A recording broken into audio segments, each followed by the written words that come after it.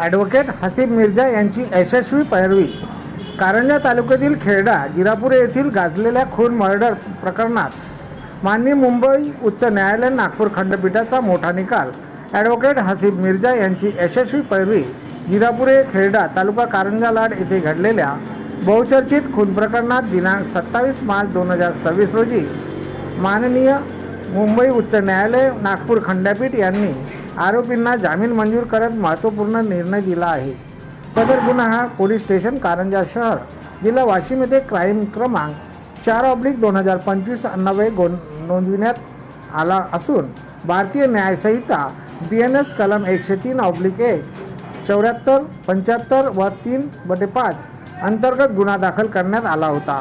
यास अनुसरून भारतीय दंड संहिता IPC मधील समतुल्य कलमे म्हणजे 302 खून, 354 स्त्रीच्या लज्जेचा भंग करण्याचा प्रयत्न व 34 सामायिक हेतू अशी आहेत। या प्रकरणात आरोपी म्हणून संदीप रामभाऊ गायकवाड व किशोर उर्फ बाबू देवराव कोबे यांची नावे समोर आली होती। दिनांक 3 जानेवारी 2025 रोजी गावालगतच्या गायरान परिसरात एका विवाहित महिलेचा धारदार शस्त्राने खून झाल्याची गंभीर घटना घडली होती। या घटनेमुळे जिरापुरे खेरडा तसेच कारंजा लाड परिसरात मोठी खळबळ उडाली होती व नागरिकांमध्ये भीतीचे वातावरण निर्माण झाले होते। सदर गुन्हा सुरुवातीला अज्ञात व्यक्तीविरुद्ध नोंदविण्यात आला होता। त्यानंतर तपासादरम्यान विविध साक्षीदारांचे जबाब, कथित हेतू व परिस्थितीजन्य पुरावे यांच्या आधारे आरोपींना अटक करण्यात आली। दोघेही आरोपीतर्फे ॲडव्होकेट हसीब मिर्झा यांनी माननीय उच्च न्यायालय नागपूर खंडपीठ येथे जामीन अर्ज दाखल केला होता। या जामीन अर्जावर सुनावणी दरम्यान बचाव पक्षाचे वकील ॲडव्होकेट हसीब मिर्झा यांनी अत्यंत सखोल अभ्यास, कायदेशीर बारकावे आणि तर्कशुद्ध युक्तिवाद यांच्या जोरावर न्यायालयासमोर भक्कम बाजू मांडली।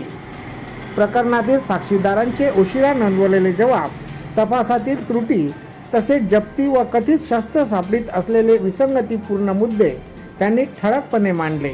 न्यायालयाने दोन्ही बाजूंचे युक्तिवाद ऐकून उपलब्ध पुराव्याचा विचार केला असता केवळ परिस्थितीजन्य पुरावे आरोपींना थेट गुन्ह्याशी जोडण्यासाठी अपुरे असल्याचे प्रथमदर्शनी आढळून आले।